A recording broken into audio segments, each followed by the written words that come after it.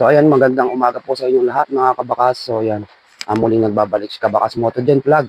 So ay pagpapatuloy natin yung ating nasimulan nung tayo ay 10k followers pa. So yun nga, na-disable yung ating account mga lods. So sayang naman. So talagang panghinayang. Talagang na-disappoint ako kasi yung ating account ay nawala. Napakadami natin mga solid followers, yung mga sumusuporta sa atin at yung mga tutorial natin ginagawa. So ayan, nawala lahat sa ating Facebook account. So ngayon ako humihingi ng suporta sa inyo kasi ako nanghihinayang dahil marami tayo na pangakuan na ating mga legit na followers na gusto natin tulungan. So yun mga lods, hindi ko alam kung paano uli ako mag-umpisa. Suntok sa buwan ito uling ating pagbablog na ito. So na-disappoint ako at ako humihingi ng pasensya sa ating mga followers na mga nais natin tulungan. So, yun nga, pinasok natin yung vlogging kasi marami tayong nalalaman mga idol about sa mga tutorial, about sa ating mga gamit sa bahay, sangkapan, tulad ng like ng mga amplifier natin, video natin, or mga Bluetooth speaker. Gumagawa tayo niyan, gumagawa din tayo ng washing, gumagawa din po tayo ng dryer. So, about sa motor, marami po tayong alam sa mga carb. Basta mga carb type na mga motor, mga loads, pagdating sa mga tawag dito, yung ating pagpo-full wave. So, nagtatap overhaul din po tayo. General overhaul, general wiring. So, pagdating sa wiring mga idol, marami po tayong nalalaman dyan. At dito nga sa ating walang account ay napakadami kong video dito, nasa 500 plus. So, sayang. So, meron nga tayo dollars doon. Kaya lang, yun, sa mga palad, nakapag-post tayo ng something na GCash number, bawal na bawal pala yun. Kaya yung ating account mga idol ay na disable.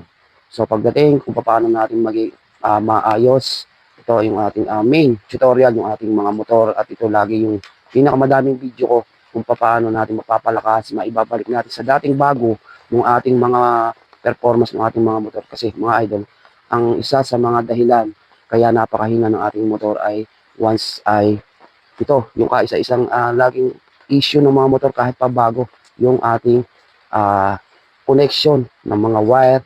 Pagdating sa kuryente talagang mahina, maski kayo na i-branded.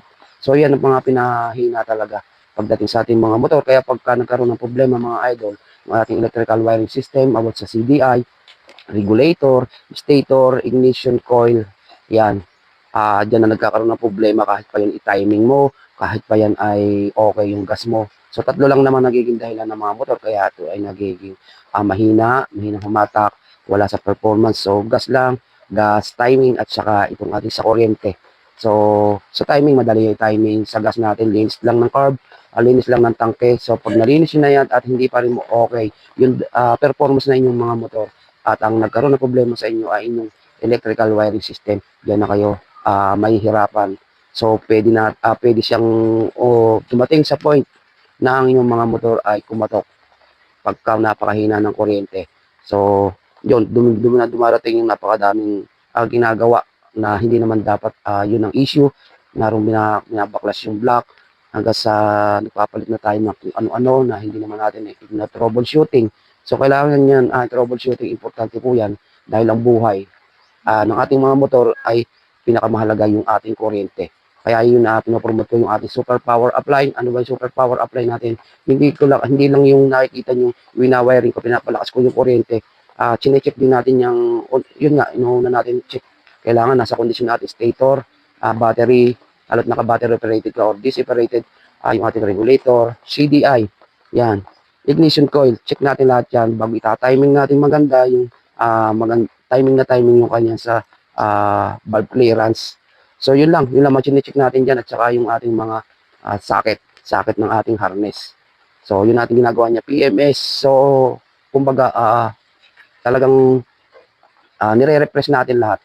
So pag nagawa natin yung mga proseso, mga sinabi ko sa inyo mga lods, kahit pa yung inyong mga motor ay umabot na mga 8 years, 7 years, yun lang ang pangako sa inyo, daig pa nyo ng bago. So wala tayong napalitan, all stock tayo lagi. So pagka gusto nyo lang mapalakas, siyempre timing lang na ating sprocket, pwede tayo magpalit ng sprocket sa una.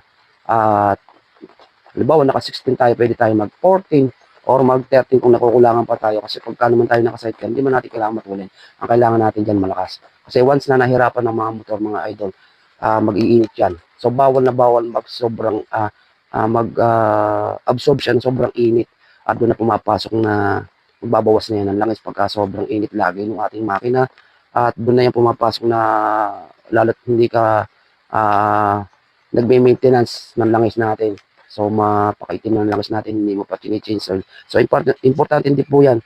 So yun nga sa mga timing, maski po sa mga scooter, mga panggilid, kung ay may issue ng dragging at yan ay sa loob ng isang taon nag-dragging na at yan ay pinalinis niya lang mga lods, maniwala ko siya hindi abutin ng isang buhay yan, magdadragging pa din. So doon na pumapasok yung mga setup ngayon ng mga isang full set. Yan yung panggilid natin, so na sobrang mahal. So kailangan lang naman natin palitan dyan, magpalit lang tayo ng slider, huwag pababayaan mo kalugay slider, yung bola, kung gusto niyo mag-timing kung paano set yung timing ng bola. Sa center spring, bago lens lang natin yung lining natin. So kasi meron akong nakikita ng kapal pa ng lining, pinapalitan na nila, kamahal-mahal, lalo ikaw ay naka-Yamaha ka, napakamahal ng lining ng Yamaha natin, yun sa ating Sabel. Yung tatlo yun mga lots, so nagkakalaw siya ng mga 500 plus.